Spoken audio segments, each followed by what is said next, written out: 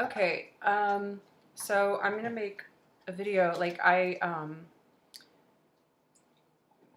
I'm gonna keep this under 15 minutes because for whatever reason I made kind of an epic one the other day and I wasn't able to upload it to YouTube. So I'm gonna keep this one under the time. I don't think anybody wants to hear me ramble on anyway. Um, I have 3 subscribers to my channel, and like I appreciate it so much. I did not expect anybody would give 2 craps about anything that I have to say.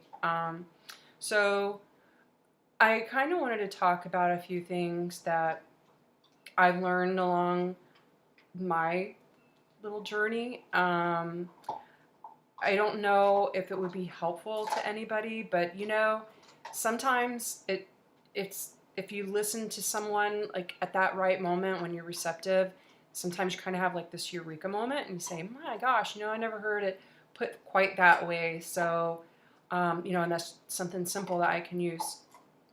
So, I just wanted to say a couple things about like where I'm at on my journey. So anybody that's watched this before knows that I did a 39-day water fast, that I broke it the wrong way. I broke it right away, kind of eating food because it was just so yummy, and I just couldn't help myself. It was like a monster. Going to town on, healthy, low-fat vegan food, but I ate way too much of it. I got really bad swelling in my abdominal area and also like in my ankles and stuff, like horribly swollen. And it was extremely uncomfortable. My digestive system has been a mess. So today is March the 6th. So it would have been like 62 days or something since I started back on January the 3rd or 4th, I believe it was. So today I'm kind of starting over again. Like I totally went back on water. I don't know. I might, because I've got some stuff to make juice with. I might make some juice, but I think I'm going to do at least like 3 days on water and try to get the salt and whatever else is causing me to be bloated out. I think that I put my kidneys into maximum overdrive, and they didn't like that very much. So before I lose all the benefits of my fast, and kind of go back to the way things were, which I don't want to do, I'm just going to start all over again. And that kind of leads me to one of the things, well, to what I want to talk about, because it's Alexander Pope said, to err is to be human. And that's just one example of philosophers and religious leaders, basically kind of saying, you know what, we're all human. We're going to make mistakes. Are we going to say that because I didn't do something exactly right the first time that I ever attempted it, that I'm a failure? No, that's not failing. I mean, if you ask a toddler, when they're learning how to walk and they keep falling down, what are they going to do? I mean, are you going to say, why do you keep getting back up? Obviously you can't, you don't have what it takes. No, you're going to like encourage that child to get up and try it again and try it again and try it again. And before they know it, they're walking and then they're running, and then, they're running like faster than you are, and they're, and then you can't catch them when you go to, get them to stop doing whatever it is what they're doing. Would you tell a child that they can't ever learn to walk? Absolutely not. I mean, that would be ludicrous. So if you are attempting to do something that like it's a good thing, it would be a good positive thing in your life, are you going to let other people, when you think that you failed, which in essence you didn't fail, I mean, did the toddler that fall down, did he fail at walking? No. You know, he's practicing, he's learning. So when you fail at something, or you think that you've failed at something, does that mean that you're supposed to just lay down and not get up and try it again? You know? I mean, that's just, or, you know, a couple who's, you know, trying to have a baby and, you know, they you know, didn't get pregnant on the first try. You know, what do? I mean, they keep trying. They keep trying over and over and over again until they get it right. Until they get, you know, till the woman gets pregnant. So if you're trying to do something, whether it's meditating or getting on a healthier diet plan, or if it's quitting bad habits like don't bite, you know, quit biting your nails, you know, learn to play the piano, you know, get better at fasting, you know, taking better care of yourself. Just because you didn't do it exactly the way that, you know, you read about in a book at the first time does not mean that you're not capable of making long-lasting changes in your life. It's called practice, and you just have to keep practicing. So if you say that I'm trying to do something, and this is one of the things that my colonics lady, I love her so much, told me, don't say that you're trying to do something or that you know, intend on doing something. Say, I'm practicing this, whatever that behavior is. So if you're, you know, for example, like meditating, I'm practicing it. And you could use that, you know, practice as a verb in any action that you're, you know, trying to take, especially if it's for the better. So that being said, so when we fail, or when we feel like we fail, we need to learn to really love on ourselves at that time, more so than when we congratulate ourselves for doing something good. How about when we do something that's, you know, we consider negative or wasn't quite to the standards that, you know, we had set for ourselves? Wouldn't that be the time to love ourselves more, and to work harder to have positive affirmations for ourselves? When we see a friend or a family member who's down because they, you know, really messed up, or, you know, they're hurt or whatever, like, we rally around them more so than we do when they're happy and everything's going great, because we know that that person, like, really could need, you know, could use a cheerleading section at that point in their lives.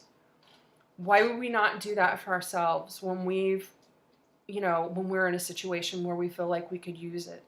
And, you know, it's like, if we do it for ourselves, I mean, it's nice when, you know, our friends and family do it for us, but when we learn to do it for ourselves, it just, it gives an all around, in my experience, it has given me a better outlook on life. Now, do I have like days and times where I feel, you know, like crap about myself? I mean, absolutely. And I mean, I get it all the time.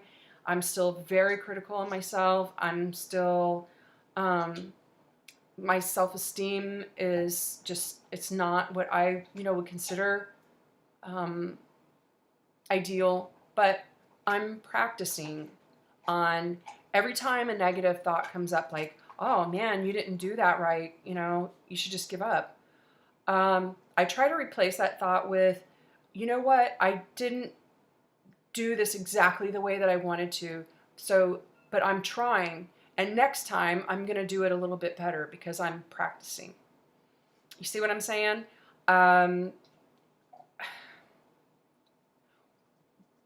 Another point that my lady, my colonics lady, I love her, pointed out was, and I know that I've said this probably in a couple of my videos, but it just, to me, it just makes more sense, so much sense, is if we keep in mind that The days, the weeks, the months, the years, time is going to pass anyway.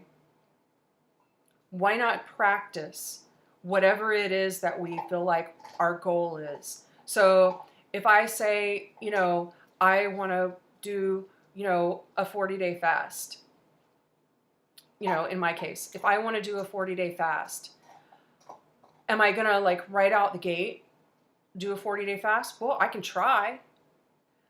But if I'm unable to complete it that time, am I going to say, okay, well, I just give up because obviously I can't do it, and other people make it look so easy, so there's something wrong with me. Is that the attitude that we're supposed to have? No.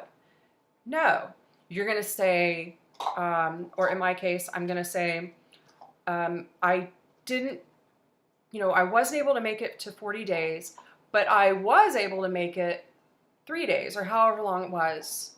And next time I'm going to go for 4 days. And by the time, I'm 50 or whatever, maybe I'll be up to 60 days by then, because the time is going to pass. And I might as well do something positive with the time that I have. I might as well practice a better behavior, or the type of behaviors that I would like to see in myself. We see people who are happy and they're always smiling, and they're the kind of people that, everybody wants to be around. They're always, they make people laugh, or they make people feel good about themselves or whatever, and those kind of people they're rare. And you think, God, they make it look so easy. They just were born that way, and I'm just not that kind of person. Practice being that person, but you can't be fake about it. You have to find it within yourself. I mean, if you're a kind and loving person, but you want to love people and you want to be, a shining light for others, you have to find that shining light in yourself. So when you say, like tonight, I went to my yoga class, which was really awesome, and maybe if I have time, I'll kind of go, well, no, I'm not going to have time, go to my yoga class. I'm not the most flexible person. I never have been. And I go in there and I see all these people who are like super flexible, and like my teacher like really makes me sick because she's just got this beautiful like ballerina body and whatever. But you know what? She worked for it. She practiced it, and probably for a really long time. So, am I going to compare myself to her and find 100 reasons to feel like shit about myself? Or am I going to find things that my qualities that I like and that other people like, and expand on those qualities, then start looking for more qualities, and then expand on them, and before you know it, you've got all these good qualities, and whatever qualities that you don't have don't matter anymore, because you're so full of vibrant, beautiful life, that it's good enough. So be good enough, feel like you're good enough, because you are. You weren't created to just, be a piece of crap or somebody's doormat, or to not be happy. God wants every single man, woman, child on this planet to be happy. And, if we're unhappy, it's because we've done it to ourselves. And I know that like certain situations, are kind of become like out of, they're out of your hands, and, sometimes, but in day-to-day life, as far as your outlook and who you choose to keep, company with and stuff like that, that's your creation. So anyway, I hope I helped a little bit. I don't know, but all right, have a good one. Tomorrow is day 2.